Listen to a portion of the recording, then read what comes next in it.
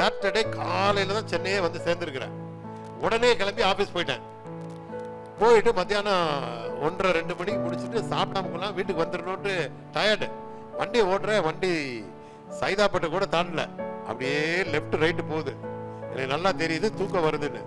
அந்த வேளச்சேரி போற பைபாஸ் அந்த இந்த ரோடு, இந்த ரயில்வே ட்ராக்கு கீழே அகல ரோடு தான். எப்படி தூங்குனேன் என்ன பண்ணேன்னே தெரியாது. தமான ஒரு சவுண்டு மட்டும் தான் கேட்டுச்சு. பாத்தீங்கன்னா என்ன ஆச்சுன்னு எனக்கு தெரியாது. எசப்பாட்டு முழிக்கிற ரோடு முன்னால தெரியுது. வண்டி ஃபுல்லா டேமேஜ், முன்னால எல்லாம் போயிடுச்சு. முன்னால போன குப்பை லாரியில போய் அடிச்சிருக்கிறேன். பெரிய ஸ்ட்ராங் லாரி, ஃபுல்லா அடி வண்டி. அப்புறம் அந்த பக்கம் இருந்து அதுக்குள்ள உடனே வந்து கதவெல்லாம் திறக்கிறாங்க. கதவை திறக்க முடியல, ஏன்னா இந்த சைடு கதவு இந்த சைடு கதவு வரைக்கும் அந்த இதுல சொருகி இருக்கு கரெக்டா.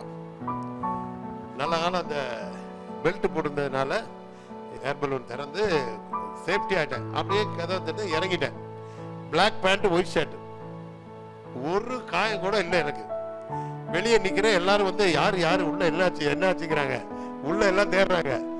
ஒரே ஒரு வார்த்தை சொல்லணும்னா, அந்த வண்டி வந்து டோட்டல் டேமேஜ். ஆனா ஆண்டவர் எனக்கு ஒரு ஸ்கிராட்ச் கூட கிடையாது. ஆண்டவர் அழகா அப்படி காப்பாத்துறார்.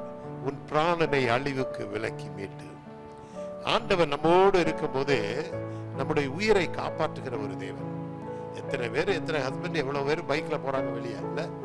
எத்தனை சூழ்நிலைகள் வந்தாலும் நாம் ஆண்டவருக்குள்ள இருக்கும் போது ஆண்டவர் நம்மை காப்பாற்றுகிற ஒரு தேவன்.